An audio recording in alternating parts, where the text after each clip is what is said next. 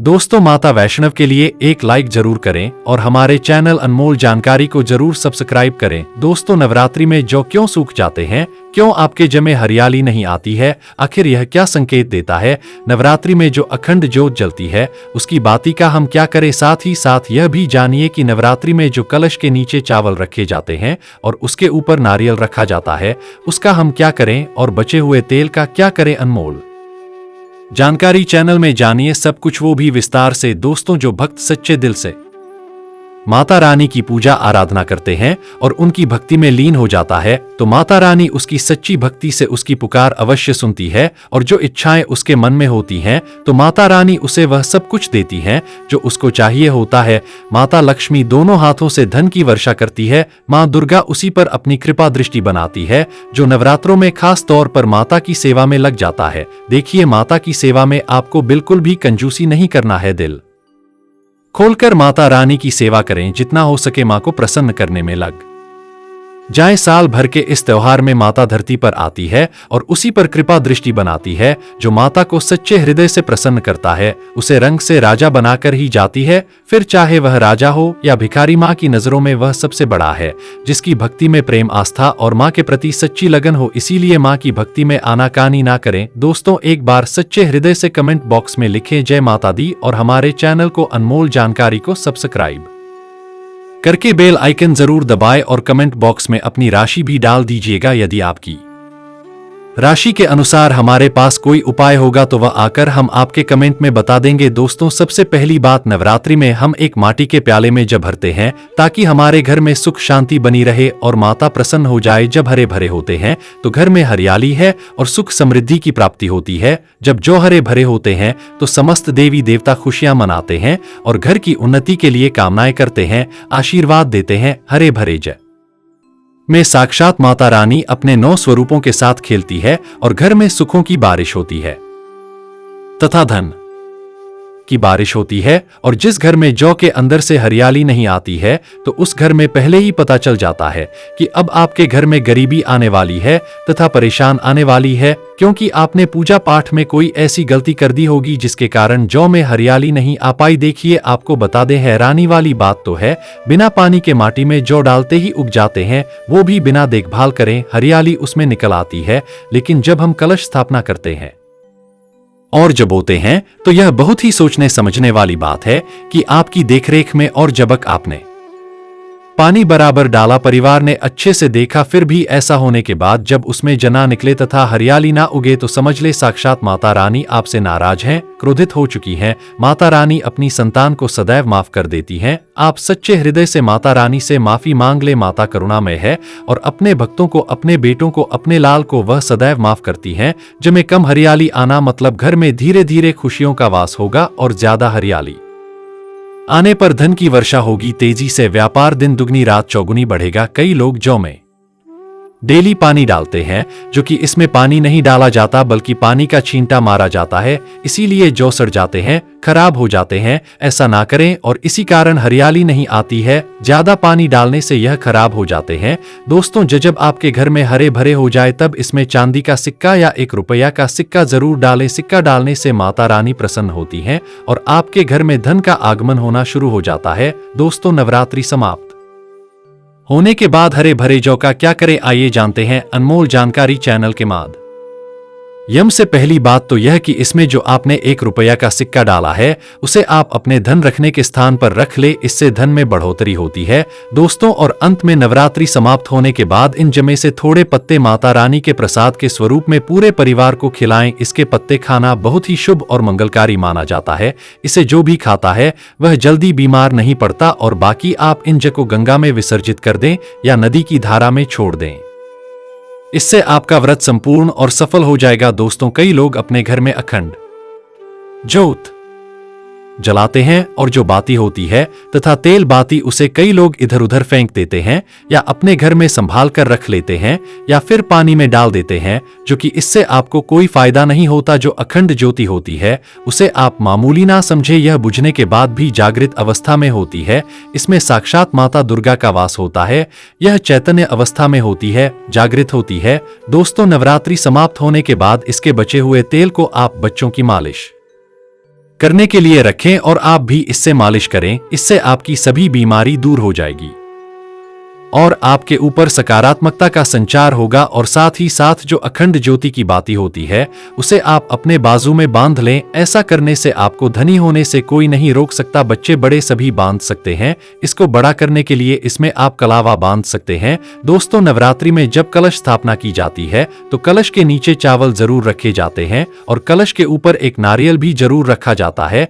ऐसे में हम इन दोनों चीजों का क्या करें, आइए जानते हैं। सबसे पहली बात, कलश के ऊपर जो नारियल होता है उसे आप कन्या पूजन में तोड़कर कन्याओं को बांट दें और आप भी माता रानी के प्रसाद के स्वरूप में खा लें। आप चाहे तो नारियल साबुत ही गंगा में विसर्जित कर दें दोस्तों। और जो कलश के नीचे चावल रखे जाते हैं उसे आप थोड़ी हल्दी में पीला करके एक लाल कपड़े में बांधकर अपने धन रखने के स्थान पर रख लें या अपने पर्स में रख सकते हैं। इससे तेजी से धन बढ़ता है, माता लक्ष्मी की कृपा प्राप्त होती है। और बाकी चावलों को आप पक्षियों को डाल दें या गंगा में विसर्जित कर दें। और जो कलश और जौ होते हैं उसे आप गंगा में विसर्जित कर दें। ऐसा करने से नवरात्रि का संपूर्ण फल प्राप्त होता है और रखने का फल शीघ्र ही मिलता है दोस्तों। और भूलकर भी यह गलती कभी मत करना, गंगा में कचरा आदि धूप बत्ती के डिब्बे, माचिस की डिब्बी भूलकर भी मत डालना। सड़े गले फूल गंगा में नहीं डालना चाहिए। इससे उल्टा व्यक्ति नरक में चला जाता है और परिवार में गरीबी का वास हो जाता है।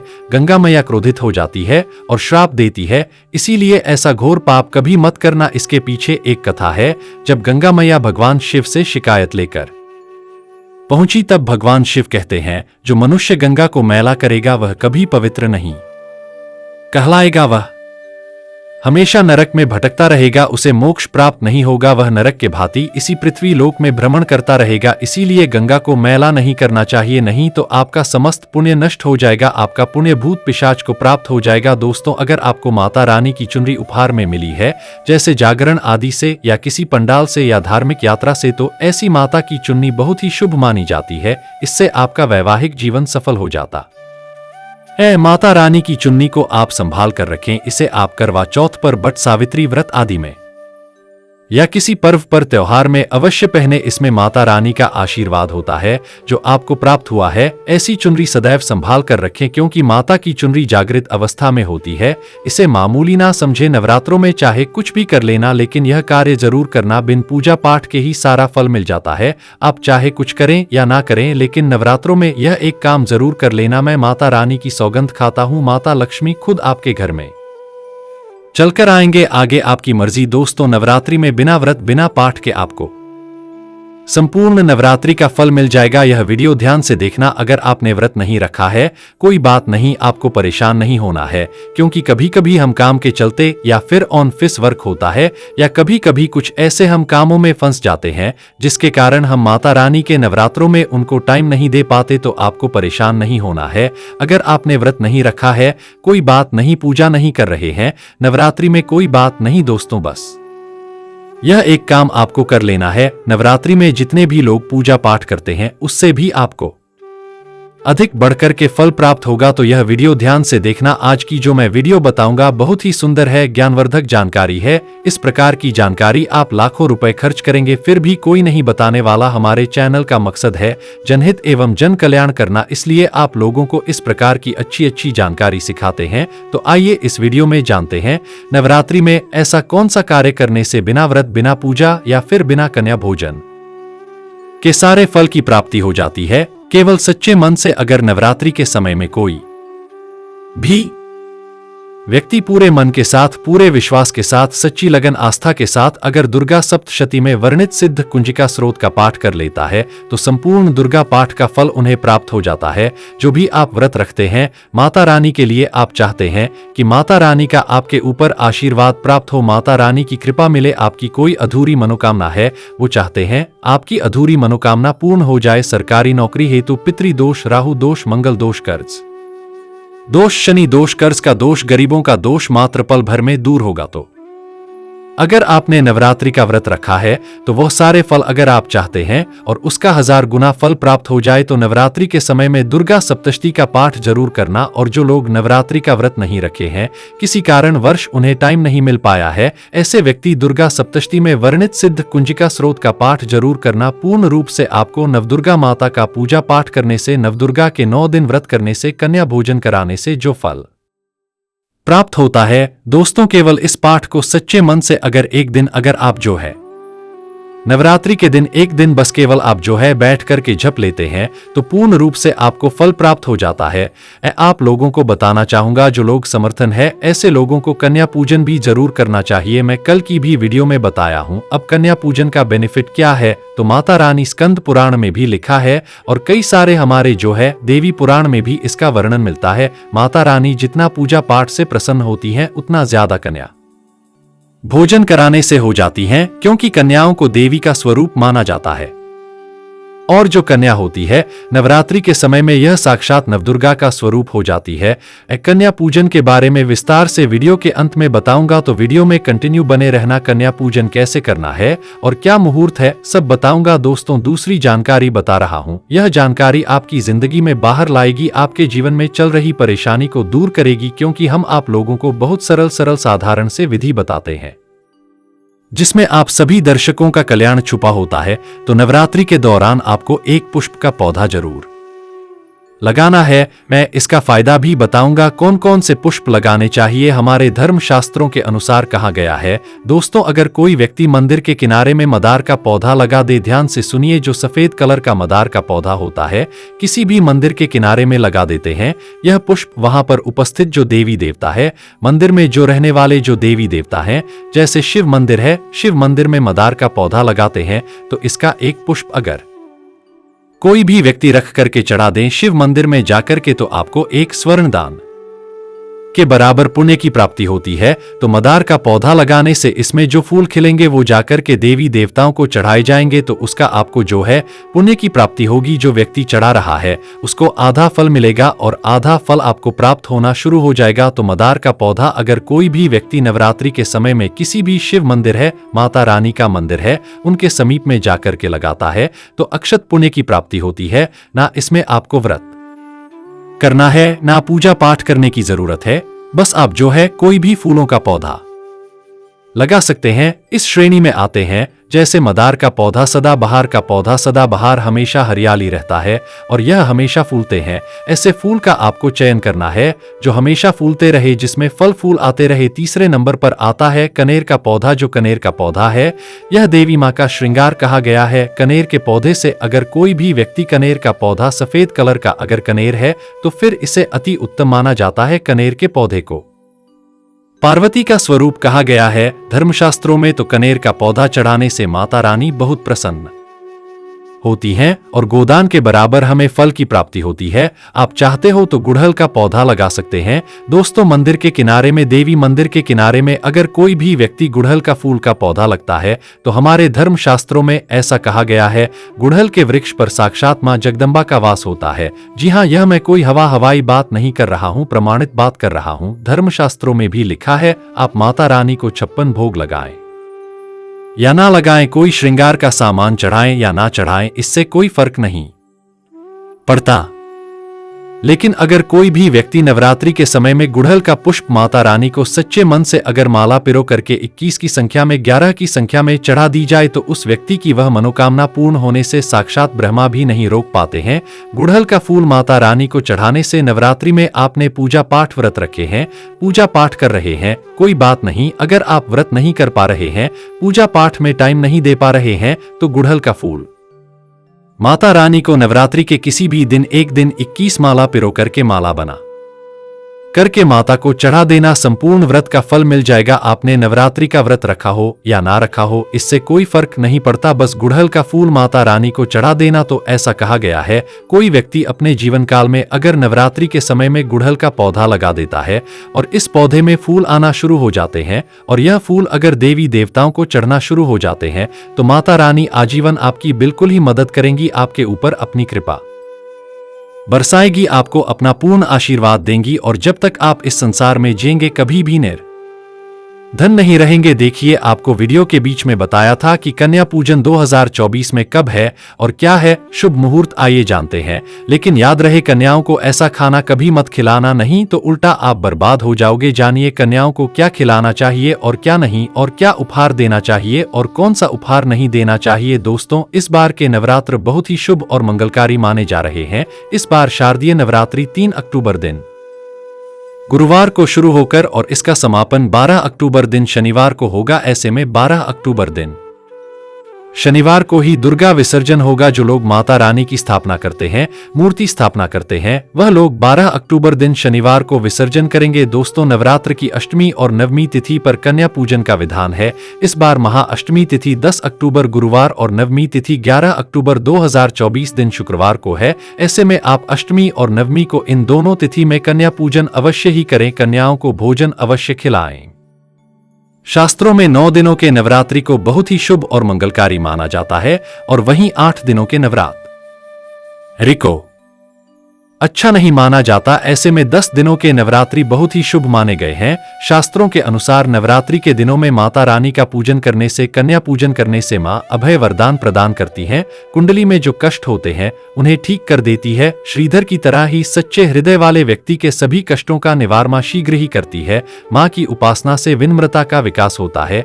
सभी कष्ट, दरिद्रता, दुख, कष्ट नष्ट हो जाते हैं। नवरात्रि में माता रानी का व्रत और पूजन किया जाता है, लेकिन नवरात्रि के दौरान सबसे ज्यादा महत्व होता है कन्या पूजन का। दोस्तों, कन्या रानी जो होती हैं, फूल की पंखुड़ियों की तरह नाजुक होती हैं। कन्या पूजन सर्वप्रिय है, श्रेष्ठ है। कन्या के रूप में स्वयं जगदम्बा देवी, माता वैष्णव, 9 देवियां अर्थात समस्त ब्रह्मांड इनके शरीर के कण कण में वास करते हैं। बहुत कम लोग जानते हैं 33 कोटि देवी देवताओं का वास होता है कन्याओं के मस्तक पर। कन्या चाहे छोटी हो चाहे बड़ी हो, वह सदैव पूजनीय है, मां के समान मानी जाती है। दोस्तों, माना जाता है व्रत और उपासना से माता रानी इतना प्रसन्न नहीं होती है जितना कि कन्या पूजन से होती है। नवरात्रि में छोटी छोटी कन्याओं को माता रानी का स्वरूप माना जाता है। कन्याओं को भोग लगाया जाता है, उन्हें प्रसन्न किया जाता है और बदले में आशीर्वाद मांगा जाता है। कन्याओं को प्रसन्न करने के लिए गिफ्ट आदि उपहार वगैरह दिए जाते हैं। माना जाता है अगर कन्याओं को कोई भेंट दी जाए और वह उसे खुशी खुशी स्वीकार कर ले तो इसका मतलब है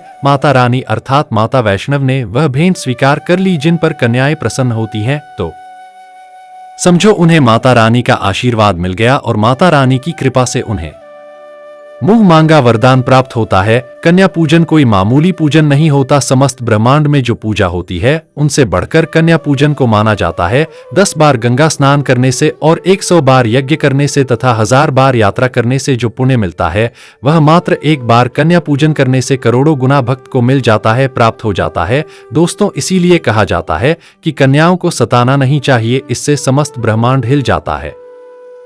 कन्याओं की जितनी सेवा की जाए कम ही होती है। कन्याएं कोई मामूली नहीं होती। कन्या के रूप में स्वयं उनके मस्तक पर विराजमान होकर स्वयं देवी चलकर आपके घर तक आती हैं। नवरात्रि में 2 साल से लेकर 10 साल तक की कन्या का पूजन होना चाहिए। अष्टमी अथवा नवमी को कन्याओं के पैर धोकर भोजन कराना, उपहार आदि देना श्रेष्ठ माना जाता है, दुर्लभ माना जाता है। ऐसा मौका कभी हाथों से नहीं जाने देना चाहिए। इस दिन जितना ज्यादा हो सके कन्याओं को हाथ पकड़कर, पैर पकड़कर अपने घर तक लेकर आएं। दोस्तों, वीडियो में आगे बढ़ने से पहले आप अपनी राशि भी कमेंट बॉक्स में जरूर डाल दीजिएगा। यदि हमारे पास कोई उपाय होगा तो वह आकर हम आपके कमेंट के रिप्लाई में बता देंगे। कोई भी राशि के अनुसार अगर उपाय करता है तो माता वैष्णव बड़ी प्रसन्न होती है और ऐश्वर्य धन प्रदान करती है, मालामाल बना देती हैं। इसीलिए राशि कमेंट में जरूर छोड़े और हाँ, माता को एक लाइक जरूर करें। लाइक करने में कंजूसी ना करें। दोस्तों, कैसे करें कन्याओं का स्वागत? कन्या जब आपके घर आए तब सभी के पैरों को दूध और पानी से उनके पैरों को धुला चाहिए। खासकर मर्दों को कन्याओं के पर आवश्यक धोने